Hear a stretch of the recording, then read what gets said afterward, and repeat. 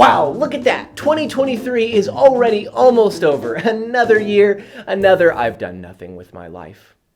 But hey, video games, am I right, fellas? The end of the year means that all the bigwigs are getting together and talking about what games were best this year, but now it's my turn. And if you've been here long enough, you'll know how I do things, but it's most likely that you haven't been here long enough, and your mother and I are very disappointed.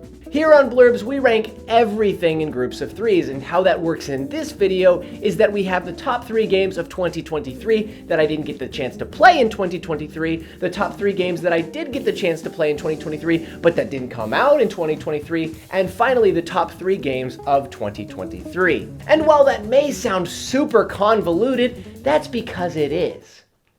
So now the video. I feel like it's unrealistic for anyone to have played all of the great games that came out this year, so I, being a YouTuber of the people and also having a full-time job, am here to tell you about the top 3 games that I didn't get the chance to play, but that I really wanted to. First, we have Dredge, a Lovecraftian-themed indie game about a fisherman who travels through the archipelago, allowing you to sail, fish, and upgrade your vessel to go farther and deal with the horrors that exist. Next, we have Alan Wake 2, the sequel to Alan Wake 1, which is a survival horror game deviating from the original gameplay of the first and creating a mesmerizing experience, intertwining horror and creative writing. Ooh, spooky creative writing. Finally, we have the game that everyone has atop of their list, and one that I really wish I had the time to play, in Baldur's Gate 3. Baldur's Gate 3 is D&D the video game, and even appeals to people like me who have never played D&D. The backlog is plentiful, but the mind is always distracted. And what does distracted stand for? Sniper Monkey.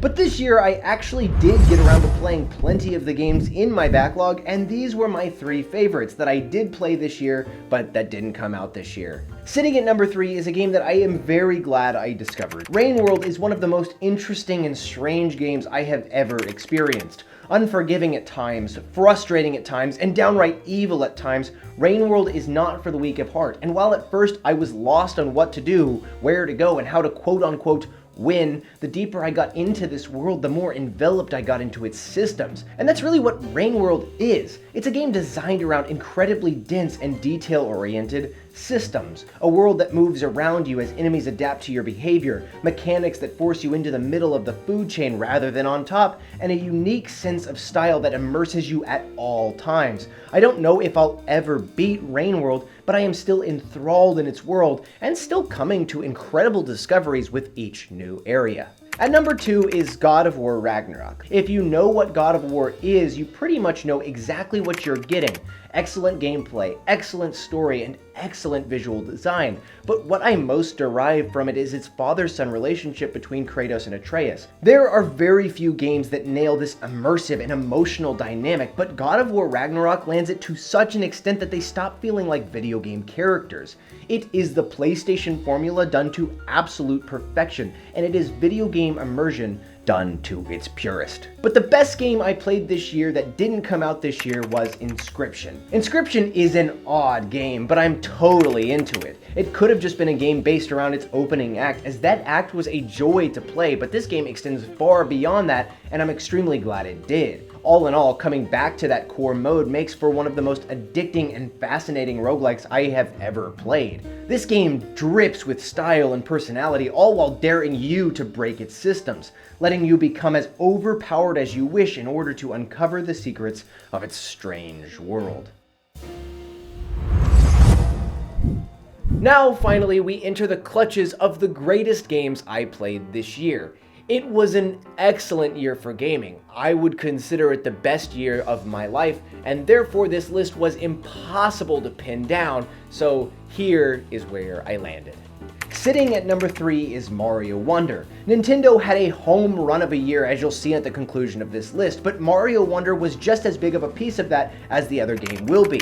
Mario games always feel like a celebration of game design, and Mario Wonder is an exemplification of that. This game is full of mechanics that will be thrown in and then thrown away in a second to make room for more mechanics. In that way, it reminds me a lot of my game of the year 2 years ago, It Takes Two, but with even more creativity and variety. Add to this the joy that Mario games always place within me, and it was impossible for me to leave it off this list, and nearly impossible for me to leave it out of the top 2. Number 2 is Cocoon. I loved Inside, and I loved Limbo. When I saw that that development team was on to work on their next game, I was incredibly excited, and Cocoon didn't even slightly let me down. I can easily say that Cocoon is one of my favorite puzzle games ever. I found so much joy in cracking its enthralling yet simple codes. I loved trying to uncover the secrets of its alien world, and my mind was bent around every corner, but I never for a minute became frustrated. Cocoon rides this perfect line of design. It is so excellently and tediously crafted that I could play it for endless amounts of time. If you haven't given it a shot, it is time. The only thing that keeps it from being higher on this list is its lack of upfront story, but don't let that detract you. It's still a fantastic game and totally worth a play, especially if you have Game Pass. At number 1, I couldn't not put Legend of Zelda Tears of the Kingdom.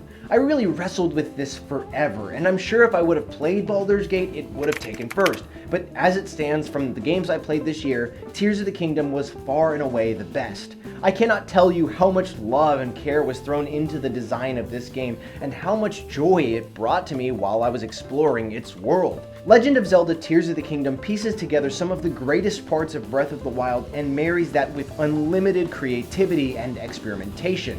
There is no end to the things you can do in this game, and that coupled with the wonderful world design, interesting characters, and honestly downright shocking story made for an experience I will not soon forget. From gliding off of its highest floating islands to throwing beams of light in the dark to uncover a brand new boss in the caves, there is so much exploring and so much creating to be done in this world that it feels endless. Tears of the Kingdom really did remind me why I love video games, and following that up with all of the games that I got to play this year really reinvigorated my love for the art form. But that's my list, and it's super subjective. I like Nintendo, can you tell? I would love to see what your guys' lists are down in the comment section below. Tell me why I'm wrong, tell me why I'm ugly, and tell me what Riz is.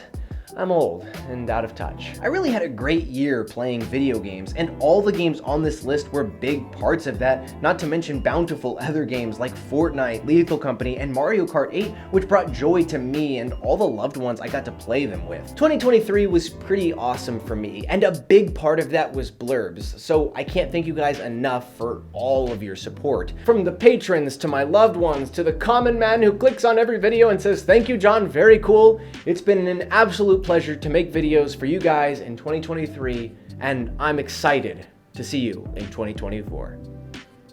Bye-bye.